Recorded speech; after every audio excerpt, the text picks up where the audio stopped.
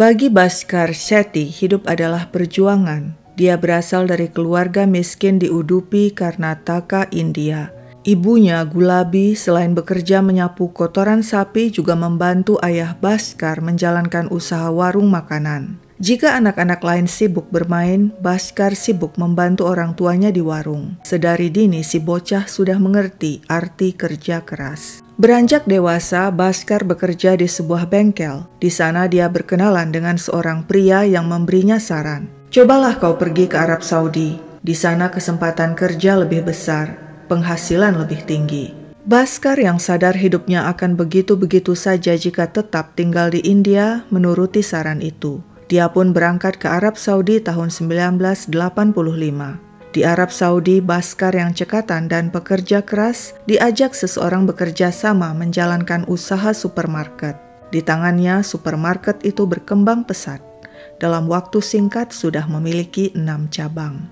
Bhaskar Shetty menikah dengan Rajeshwari yang tinggal bersamanya di Arab Saudi. Anak tunggal mereka bernama Navanith.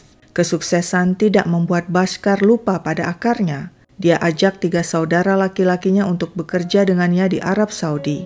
Dia juga mendatangkan 40 orang dari kampungnya ke Saudi untuk bekerja. Dia ingin mereka sukses seperti dirinya. Selain memiliki bisnis di Arab Saudi, Bhaskar juga memiliki Hotel Durga Internasional di Udupi, India.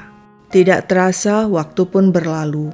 20 tahun sudah sang istri Rajeshwari tinggal bersamanya di Saudi. Bhaskar menawarkan agar si istri kembali ke Udupi, India untuk menjalankan Hotel Durga. Pada saat yang sama, Bhaskar juga ingin Navanith, anak tunggalnya, melanjutkan pendidikan di sana. Pada 2011, Rajeshwari dan sang anak pun kembali ke Udupi, India. Setiap 2 bulan, Bhaskar yang tinggal di Arab Saudi mengunjungi anak istrinya di Udupi.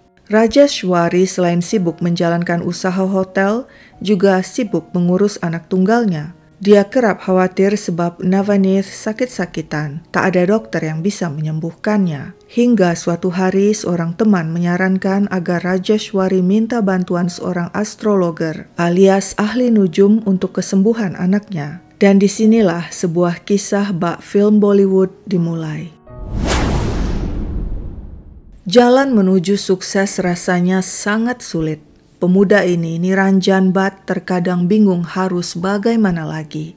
Dia mencoba kuliah bisnis manajemen tapi drop out. Lalu coba buka usaha catering dan outsourcing yang marak di India, lagi-lagi gagal. Setelah dia mencoba tes masuk pegawai negeri tapi gagal lagi, that's it. Cukup sudah, Niranjan menyerah dan pulang kampung. Kini hanya ada satu pilihan, jadi astrologer alias ahli nujum seperti ayahnya. Dengan tekun, Niranjan pun belajar astrologi dari sang ayah. Dan ternyata dia berbakat. Ramalannya jitu, ritual puja atau doanya manjur. Orang-orang berdatangan padanya minta bantuan solusi segala macam problem hidup. Sikap Niranjan yang santun dengan tutur lembut membuat orang nyaman berkonsultasi dengannya. Dan kepada Niranjan inilah suatu hari Rajeshwari datang berkonsultasi. Anak tunggalku Navanith sakit-sakitan. Apa solusinya? Niranjan pun melakukan segala macam perhitungan hal baik dan buruk, lalu melakukan puja atau ritual doa demi kesembuhan Navanith. Dan luar biasa, si anak tunggal berangsur sembuh, dia kini suka olahraga, dan seiring bertambah usianya, Navanith mulai aktif di gym. Badannya tampak besar dan kuat, otot-ototnya menonjol bak bodybuilder. Dengan modal bantuan dari orang tuanya, pemuda itu membuka usaha gym alias fitness center. Navanith, si anak tunggal, sangat berterima kasih pada sang ahli nujum. Dia menganggap Niranjan sebagai penasihat dalam segala hal. Setiap bulan pemuda itu menggaji si ahli nujum 3 juta rupiah untuk menjalankan ritual puja secara rutin baginya. Navanith percaya doa dan nasihat si ahli nujum akan membuatnya tetap sehat, sukses, dan kelak jadi pewaris bisnis dan harta ayahnya yang maha tajir. Lalu bagaimana dengan sang ibu Rajeshwari? Apakah hubungannya dengan Niranjan si ahli nujum juga dekat seperti anaknya? Hubungan Rajeshwari dan si astrologer alias ahli nujum bukan hanya dekat, tapi sangat spesial. Mereka adalah sepasang kekasih. Perbedaan usia keduanya cukup jauh, 20 tahun. Rajeshwari royal terhadap kekasih berondongnya itu. Dia belikan Niranjan pakaian dan hadiah-hadiah mahal, mobil seharga 300 juta rupiah, juga sebuah flat di Champa Residency. Hidup si Nujum yang dulunya pas-pasan kini bak sultan, tinggal di pemukiman bagus dan kemana-mana pergi dengan mobil lengkap dengan sopir. Hubungan terlarang itu sebenarnya diketahui Srinivas, ayah Niranjan. Jangan jadi pebinor, katanya pada sang anak. Tapi Niranjan tidak mendengarkan, sebabnya banyak kenikmatan yang dirasakannya. Sejak bercinta-cintaan dengan Rajeshwari, hidupnya enak, uang dan harta melimpah. Perselingkuhan Rajeshwari dan Niranjan tidak diketahui Navaneeth. Bhaskar, sang suami yang tinggal di Arab Saudi dan sibuk menjalankan usaha supermarket, juga tidak tahu menau. Hingga suatu hari di bulan Mei 2016 ketika Bhaskar mengunjungi anak istrinya di Udupi, India, dia memeriksa laporan keuangan Hotel Durga yang dijalankan sang istri Rajeshwari. Betapa terkejut pria itu. Dia menemukan transaksi mencurigakan seperti pembelian mobil, flat, dan pengeluaran besar untuk shopping dan jalan-jalan. Istrinya telah mengambil uang perusahaan begitu saja. Sebagai suami, Bhaskar mulai bertanya-tanya, mungkinkah si istri berselingkuh? Selama ini dia mendengar kabar istrinya sering bertemu Niranjan, ahli nujum yang telah berjasa menyembuhkan anak tunggal mereka. Bhaskar juga kerap melihat Niranjan datang ke rumahnya untuk bertemu Rajeshwari. Bhaskar melontarkan kecurigaan itu kepada istrinya. Rajeshwari membantah, bahkan menantang. Jangan asal tuduh, coba buktikan. Bhaskar merampas ponsel sang istri dan memeriksanya. Di sana terlihat istrinya telah mengirimkan foto separuh bugil kepada Niranjan. Bhaskar marah, namun sang istri mencoba berkelit. Waktu itu aku alergi dan sengaja mengirim foto itu kepada Niranjan agar dia bisa melihat kondisi alergi di kulitku dan menyembuhkannya. Tentu saja Bhaskar tidak percaya dengan alasan konyol itu. Pecah pertengkaran hebat di antara keduanya. Navaneeth yang mendengar pertengkaran keduanya buru-buru membela sang ibu dan nekat menyerang ayahnya. Bhaskar murka. Anak istrinya kini kompak melawannya. Dia tahu keduanya punya hubungan dekat dengan si ahli nujum. Dia curiga selama ini uangnya hanya dihambur-hamburkan untuk kesenangan mereka bertiga. Saat itu juga Bhaskar melontarkan ancaman. Aku akan coret kalian berdua dari daftar pewaris. Jangan harap kalian berdua mendapat hartaku.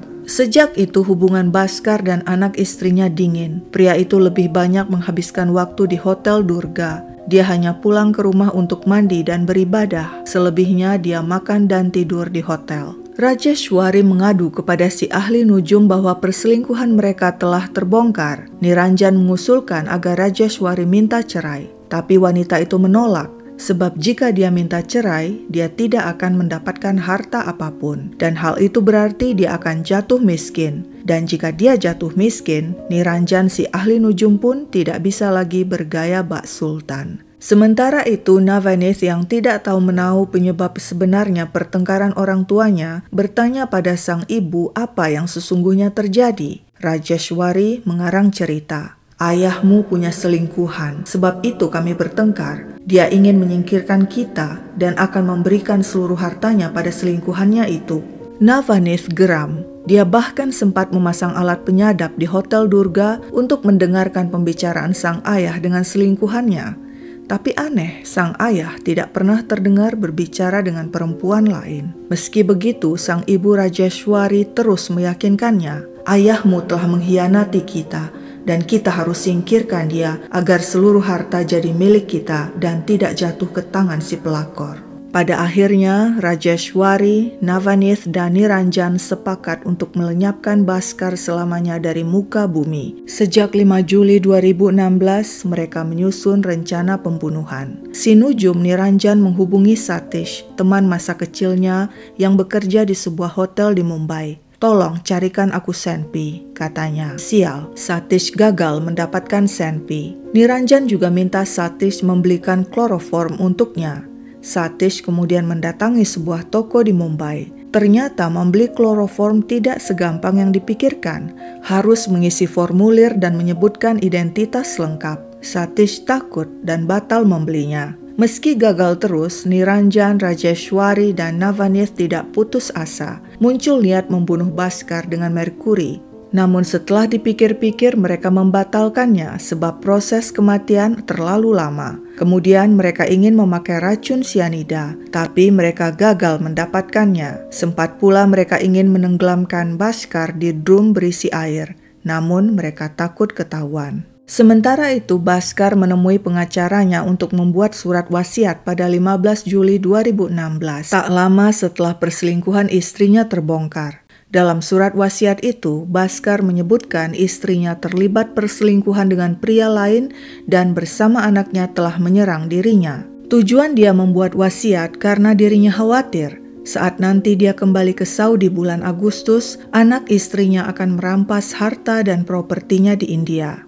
Dalam wasiat itu, Bhaskar menetapkan jika dia meninggal, maka seluruh harta dan pendapatannya, tabungannya, dan asuransi kematiannya diwariskan kepada ibunya, Gulabi Shetty. Dan jika sang ibu meninggal, seluruh properti dibagi untuk 3 saudara kandung perempuannya dan 3 saudara kandung laki-lakinya. Bhaskar menegaskan, istriku Rajeshwari dan anakku Navaneeth tidak berhak atas properti apapun. Bhaskar juga menetapkan bisnisnya di Arab Saudi akan diurus oleh saudara kandung laki-lakinya. Mereka akan mewarisi 6 supermarket di Arab Saudi. Total nilai kekayaan Bhaskar diperkirakan 500 miliar rupiah.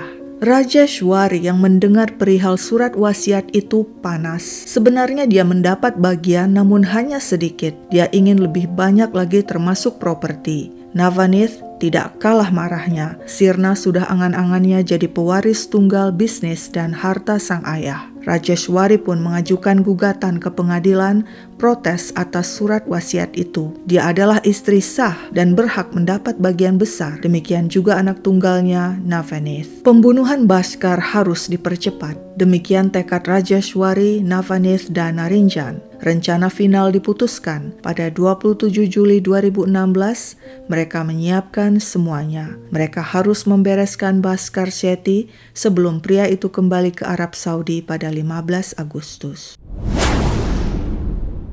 Sekitar pukul 3 sore pada 28 Juli 2016, seperti biasa, Bhaskar Shetty pulang ke rumahnya untuk mandi dan beribadah. Dia tidak tahu anak istrinya telah bersiap melakukan aksi berdarah padanya.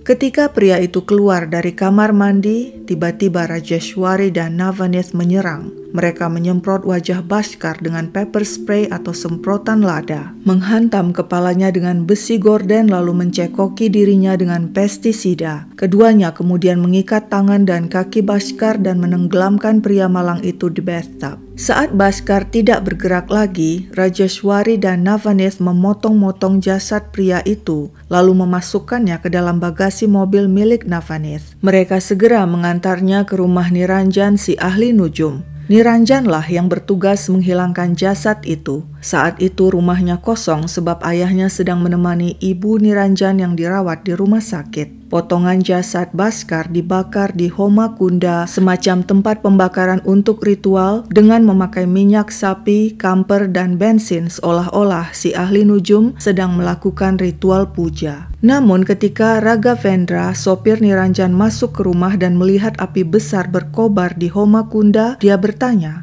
"Ada apa ini?" Niranjan berbohong, "Aku sedang melakukan ritual mengorbankan persembahan 7 ekor ayam." Usai melakukan pembakaran, Niranjan minta Raghavendra membersihkan tempat pembakaran itu. Dan saat itulah si sopir terkejut menemukan sisa tulang manusia. "Apa-apaan ini?" Niranjan buru-buru menenangkan dan memaksa si sopir untuk bekerja sama. Raghavendra pun menuruti dan mengumpulkan abu jasad dan sisa tulang belulang Bhaskar dan membuangnya ke sungai Pali. Si ahli nujum kemudian kembali menghubungi temannya Satish dan minta bantuannya mencari orang yang mau mengaku membunuh Bhaskar. "Nanti aku bayar dengan uang tunai dan tanah," janji Niranjan. Namun Satish menolak mentah-mentah dan menegaskan tidak mau terlibat aksi itu. Kepada ayahnya Srinivas, Niranjan mengarang cerita. Bhaskar bertengkar dan menyerang Rajeshwari. Navaneeth lalu berusaha melerai keduanya. Namun terjadi perkelahian antara anak dan ayah, dan tanpa disengaja Bhaskar tewas. Niranjan mengatakan dia terpaksa menolong dan membakar jasad Bhaskar. Dia minta bantuan sang ayah mengganti ubin rumah untuk menghilangkan jejak darah. Sementara itu, Gulabi, ibu Bhaskar, mencoba menelpon anaknya tapi tidak ada jawaban. Pada 29 Juli, wanita itu melapor kepada polisi. Gulabi mendesak polisi memeriksa Rajeshwari dan Navanith sebab dia mendengar sengketa yang terjadi antara Bhaskar dan anak istrinya itu. Polisi juga curiga, Rajeshwari dan Navanith tampak tenang-tenang saja meskipun Bhaskar hilang. Polisi pun menginterogasi keduanya dan mereka tampaknya kewalahan menghadapi pertanyaan polisi hingga akhirnya mengaku mereka telah membunuh Bhaskar dan si ahli nujum juga terlibat. Ketika mendengar kabar bahwa kejahatan mereka telah terbongkar, Niranjan panik lalu mencoba bundir dengan menelan cincin dan antingnya. Ketika diringkus polisi, pria itu pingsan karena sakit perut. Si ahli nujum segera dibawa ke rumah sakit dan berhasil diselamatkan. Cincin dan anting akhirnya keluar lewat cara alami BAB. Setelah menerima informasi lengkap dari pelaku, pada 10 Agustus polisi menerjunkan tim selam ke Sungai Pali. Di sana mereka berhasil menemukan potongan tulang belulang manusia. Dan setelah dilakukan tes DNA dengan Gulabi, ibu Bhaskar, dipastikan bahwa potongan tulang itu milik Bhaskar Shetty. Kasus pembunuhan ini menjadi kasus sensasional di India sebab melibatkan keluarga pengusaha besar. Sama sensasionalnya dengan kasus Sheena Bora yang sebelumnya pernah kubahas. Pada akhirnya pengadilan menjatuhkan vonis penjara seumur hidup pada Rajeshwari, Navanith, dan si ahli nujum Niranjan. Sedangkan Srinivas, ayah Niranjan, sebelum divonis meninggal dunia akibat sakit. Si sopir Raghavendra divonis bebas karena terbukti tidak terlibat langsung dalam aksi pembunuhan dan hanya mengikuti perintah sang bos si ahli nujum. Di penjara, Niranjan si ahli nujum ternyata populer. Dia sempat jadi pelawak dan aktor menghibur para napi yang senang padanya. Namun sial, ketika dipindah ke penjara Mangalore, si ahli nujum Niranjan dan Navanith malah digebuki 10 orang napi sampai babak belur hingga harus dirawat di rumah sakit. Dan demikianlah ending salah satu kasus kriminal sensasional dari India. Penuh intrik, dusta, pengkhianatan, dan persekongkolan layaknya film Bollywood. Sekian dulu ceritaku, sampai jumpa kapan-kapan.